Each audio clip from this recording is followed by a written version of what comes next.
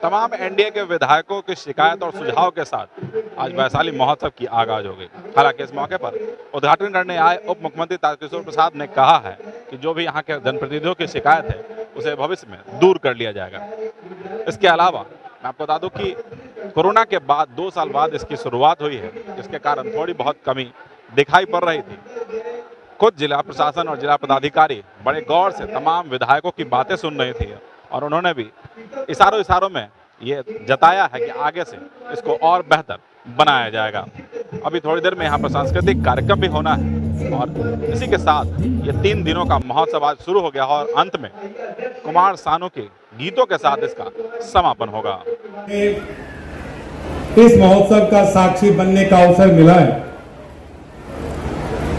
वैशाली विश्व का प्रथम लोकतंत्र है और वैशाली एक अद्भुत दर्शनीय और ऐतिहासिक जगह के रूप में अपनी एक विशिष्ट पहचान बनाई है। वैशाली भगवान बुद्ध की कर्मभूमि है, भगवान महावीर की जन्म स्थली है, आम्रपाली ऐसे नगर वधु के यह स्थली है जिसने इतिहास में अपने को अमर किया है। और वैशाली ने अपने बिहार के अतीत को और बिहार के गौरव को मुखर करने का एक भूमि बनी है। मैं इसलिए यह बात कर रहा हूं कि वैशाली ने भारत के पौराणिक इतिहास को अपने उत्खनन में कहीं न कहीं लोगों के बीच में प्रदर्शित हुआ है। और खास करके बिहार, जिस बिहार के हम वासी हैं, बिहार एक गौरवशाली धरती रही है। बिहार में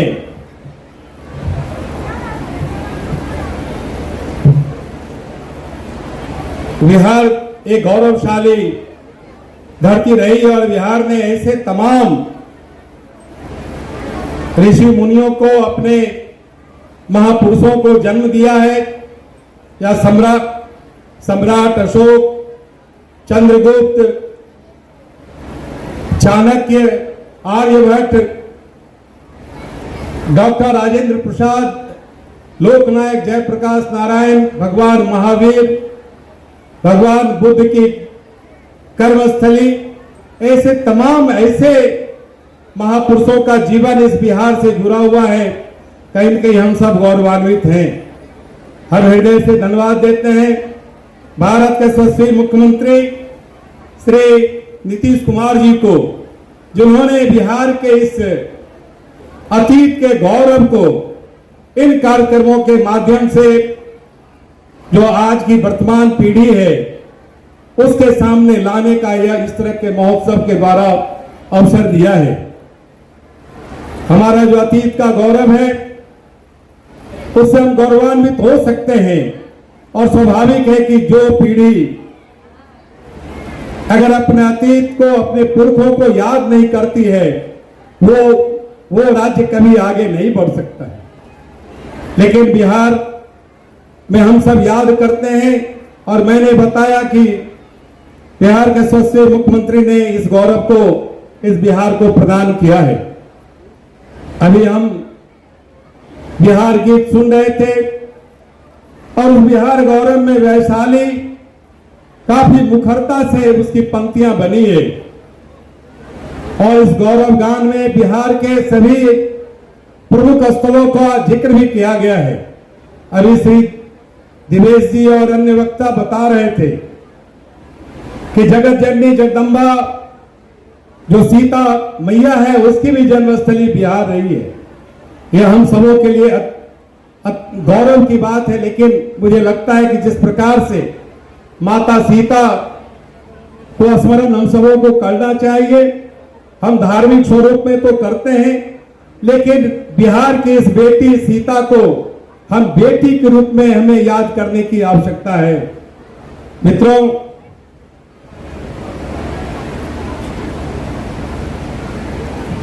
मैं पर्यटन विभाग को हृदय से धन्यवाद भी देता हूं कि वैशाली के ऐसे सारे स्थल जो पर्यटकीय दृष्टि से बिहार को, इस वैशाली को गौरवान्वित कर सकते हैं, उसको चिन्हित करने का, उसे उकेरने का प्रयास किया है। और हमारे बिहार सरकार का पर्यटन विभाग के साथ साथ जो हमारा जिला प्रशासन वैशाली है, उसने भी इसके गौरव गाथा को इस स्वरूप में प्रस्तुत करने का अवसर दिया है। अभी हमारे पूर्व के वक्ता बता रहे थे कि इसे और बेहतर करने की आवश्यकता है। कोरोना के संक्रमण के कारण विगत 2 वर्षों तक इस तरह के महोत्सव जो हम सबों के अतीत को स्मरण करके गौरवान्वित करते हैं, वो बंद था।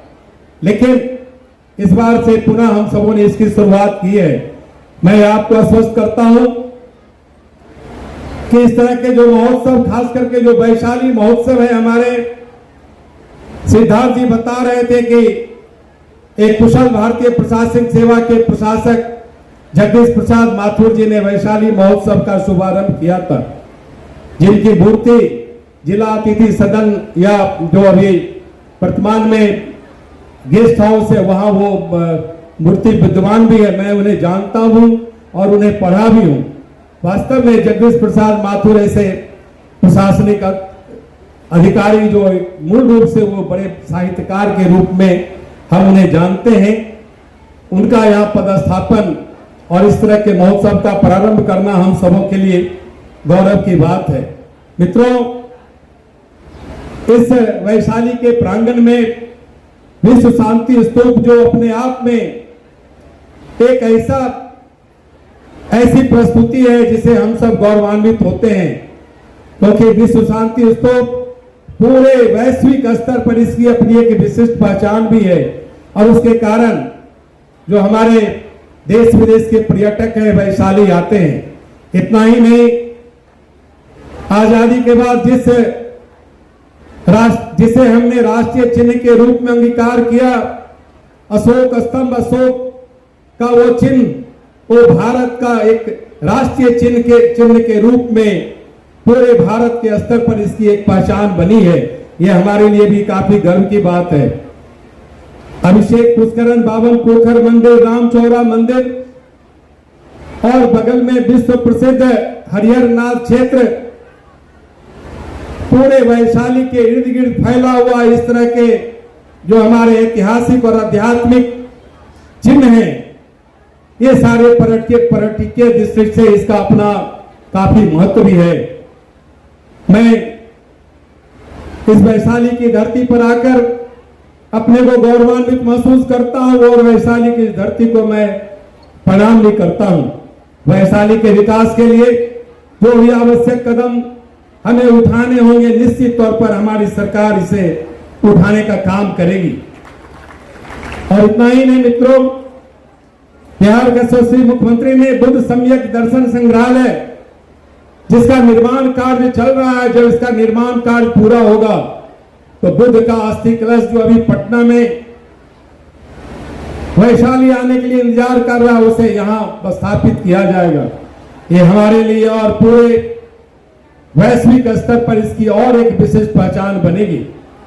मैं इन्हीं चंद शब्दों के साथ, क्योंकि मैं काफी विलंब से आया हूं, एक जैन पंथ का बड़ा कार्यक्रम था, उसमें कई मुनि विराजमान थे और उस कार्यक्रम को बीच में छोड़कर आना संभव नहीं हो पा रहा था, इसलिए विलंब हुआ। उसके लिए मैं क्षमा प्रार्थी भी हूं। लेकिन इतना हम आपको आश्वस्त करते हैं, सभी माननीय हमारे यशस्वी विधायकों ने जो सदन में आपकी आवाज बनकर अब आपकी बातों को कहते रहते हैं, मैं तमाम वैशाली के तमाम सभी अपने माननीय विधायक को साधुवाद देता हूं। विगत बजट सत्र में भी आप सभी माननीय एनडीए के विधायकों ने और अन्य विधायकों ने जिस प्रकार से वैशाली के सवाल को, वैशाली के लोगों की आवाज बनने का काम किया, यह आपके मुखरता और आपके नेतृत्व का यह एक सबल पक्ष है। हम इसके लिए आपको बधाई देते हैं। हम बधाई देते हैं कि आप राजा विशाल के इस गढ़ से जुड़े हुए हैं, जो राजा विशाल जिसका अपना एक बड़ा गढ़ था और उसी के नाम पर विशाल से यह वैशाली का नामकरण हुआ है। तो मित्रों, मुझे तो लगता है कि वैशाली का रज रज, वैशाली का कन कन, वैशाली की धूल भी कहीं न कहीं अपनी ऐतिहासिकता को संजोए हुए। और इन्हीं चंद शब्दों के साथ तो आगे भी कई सांस्कृतिक कार्यक्रम है जिसमें वैशाली का भगवान महावीर के पूरे चरित्र का, उनके जीवन का चित्रण होगा। इस मंच के माध्यम से मैं भी उसे देखना चाहूंगा। लेकिन आने वाले दिनों में वैशाली के विकास के लिए जो भी हमारे माननीय विधायक, माननीय सांसद जी जो कहेंगे, उन सारे चीजों को बिहार सरकार निश्चित तौर पर जमीन पर उतारने का प्रयास करेगी। इन्हीं चंद शब्दों के साथ वैशाली की धरती को प्रणाम करते हुए, क्योंकि जब वैशाली की धरती को प्रणाम करते हैं तो आप जनगण के नायक की यह धरती रही है। कभी गणतंत्र यहाँ प्रारंभ हुआ था और हम सब भी लोकतांत्रिक प्रक्रिया से चुनकर आज इस दायित्व में हैं। तो स्वाभाविक है कि वैशाली की धरती को जब प्रणाम करते हैं तो लगता है कि हम अपने जनगण को प्रणाम करते हैं। और इन्हीं चंद शब्दों के साथ पुनः आप सबों को बधाई देता हुआ आपने सफल कार्यक्रम का आयोजन किया। जिला प्रशासन तैयारी तो करती है, लेकिन आपकी उपस्थिति इसे कहीं न कहीं सफलता को और पूर्णता को प्राप्त कराता है। मैं आप सबों को हृदय से बधाई देता हूं। इन्हीं चंद शब्दों के साथ बहुत बहुत धन्यवाद। जय वैशाली, जय बिहार, जय भारत, वंदे मातरम।